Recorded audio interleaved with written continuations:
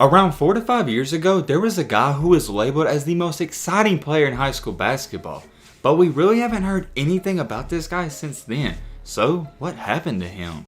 Every basketball player wants to say those 3 words, and those words are "I made it." And some basketball players actually get to that point. But to actually maintain and stay at the top, it takes a lot of work. And sometimes when players actually make it to the top and get all the attention and hype, they just wind up disappearing. Trae Jefferson. This guy was a 5'7" phenom. He was all over YouTube and had multiple videos with over millions of views. This guy had the complete package. He had handles, bounce, and he even had a pretty decent jump shot. But we really haven't heard anything about this guy in a while. And it leaves us with the question today: what happened and where is Trae Jefferson?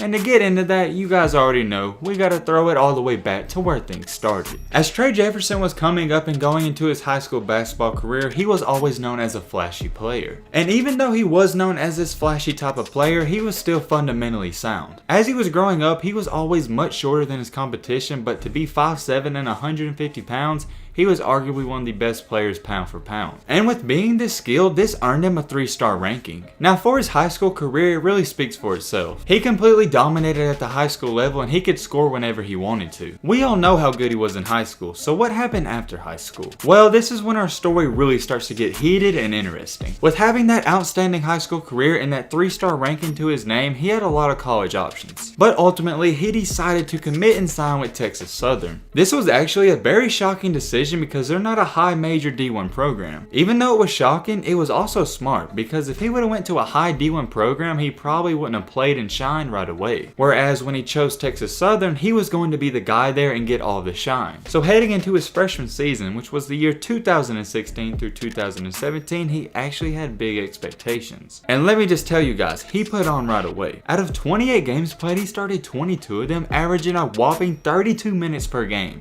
And for this season, he put up 14.3 points per game. As a freshman, that's remarkable. Not only that, he also pitched in 3.1 assists and 2 rebounds. His overall field goal percentage for the year wasn't great, but it wasn't terrible. He shot right at 37.6% from the field. And his 3-point percentage was okay, it was right at 30%. So all in all, for just being a freshman, he had a pretty great year. So heading into his second year, which would be his sophomore season, he actually had bigger expectations. And once again, he delivered. He wound up starting every game for his team and almost played 38 minutes per game. And he jumped up all of his stats. He brought his field goal percentage up to 42% and his 3-point percentage to a very impressive 39%. Shooting 39% from deep is really good. He also happened to jump his rebounds up to 3.1 and his assists up to 4.6. And if that wasn't impressive enough for you, listen to this. He jumped his points up from 14.3 to 23.3. Keep in mind, he's only 5'7", guys, and he's averaging 23.3 points per game. You gotta give this guy credit where credit is due. That's impressive. And at this point in time in our story, things were looking really great for this guy. But however, this is where our story takes a complete 360 and a drastic turn. During his sophomore year, he was actually suspended for a violation of team rules. But not only that, he had to deal with the death of his father in the same season. And it doesn't just stop there. He wound up being suspended another 2 games because he got in a fight or altercation during one of his games. And during that game, he had 25 points, 7 rebounds, and 7 assists before his ejection. And after he got suspended, he went to Twitter to say this: "I apologize to my university, my HBCU game day, my coaches, and to my teammates for letting Southern get me out of my character. Won't never happen again." So hey, at least he was acknowledging he made a mistake. He's a kid, we all do those things. It didn't just stop there though. He was going through a hard time and he really took to Twitter about this. He started subtweeting and tweeting out a lot of things that if you aren't dumb, you could just tell that he was going through something. On January 22nd in 2018, he tweeted, "They try and knock me off the map after I put them on.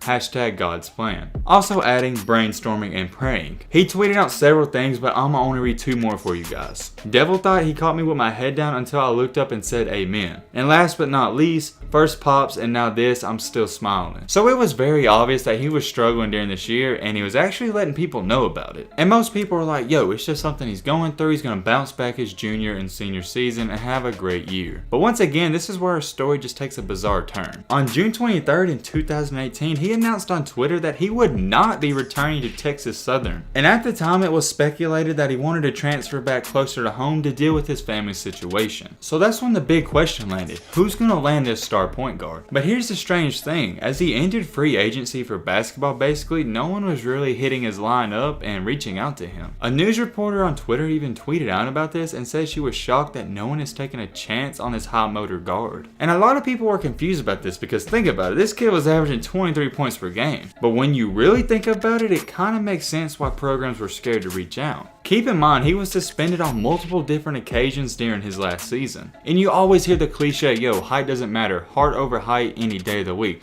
But hey man, give me the 7-footer over the 5'7" guy any day of the week. You guys can say what you want and think what you want, but college coaches think like that. They'd rather have a guy who's taller than a guy who's shorter. It's just common sense. So that also may be another turnoff to college coaches. He's only 5'7". So after 2018, the thought of Trae Jefferson really crossed nobody's mind because we didn't hear anything about this guy. But our story doesn't stop there. His name did pop up once again. In 2019, he was playing in a mini pro league known as the Milwaukee All-Stars.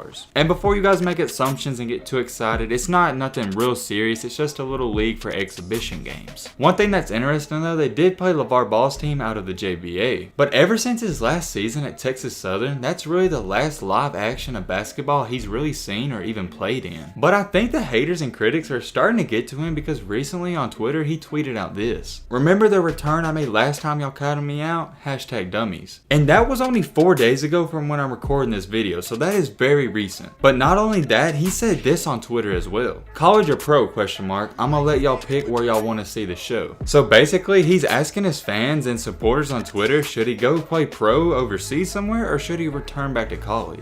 And honestly, I don't know why this guy's asking his fans that or supporters or whatever you want to call them, because that's a decision you should make with yourself only and your family. And one thing that I think this guy is too caught up in is the attention and hype and just all the drama that surrounds it. Just going back to his high school days, you can look at the high school highlights. They have millions of views and I really think that got to his head a little. And just by going off of his tweets, I'm not going to call him cocky, but he's obviously not the most humble person I've ever seen. He literally said, I'm gonna let y'all pick where y'all want to see the show. Those aren't exactly humble words. I'm not saying this guy can't hoop, but you would think this kid would humble himself after he got suspended twice from a college basketball team and he hasn't even played basketball in nearly 2 years. But hey, that's just me. Maybe I'm giving him too hard of a time and maybe he's just having fun on Twitter. With all that being said though, I am wishing Trae Jefferson and his family the best of luck and I hope he continues to proceed and prolong his basketball career. Because hey, the last time this guy actually played in legit competition, he was averaging 23 points per game. So I definitely would love to see this guy give it another shot, whether that's at the college level or pro level overseas or even the NBA. But one thing's for sure, he's got a long, and I mean a very long way to go and a hard road ahead of him. And maybe a little humbleness would help him here and there. Trae Jefferson was an absolute stud in high school and was even labeled as the most exciting player in high school basketball. And then he went to college and even saw that same and great success. But then he just really started struggling with things on and off the court and we really haven't heard anything about this guy since then, and quite frankly he's disappeared. So is he going to stay hidden in these shadows or is he going to rise to the occasion? But hey man, with all this being said, that's about going to wrap up this video. I hope you guys enjoyed. I hope you guys learned something. If you are new to the channel, what are you doing, man? Hit that subscribe button and leave a like for more. And as always, let's be great. I'm out, y'all. Peace.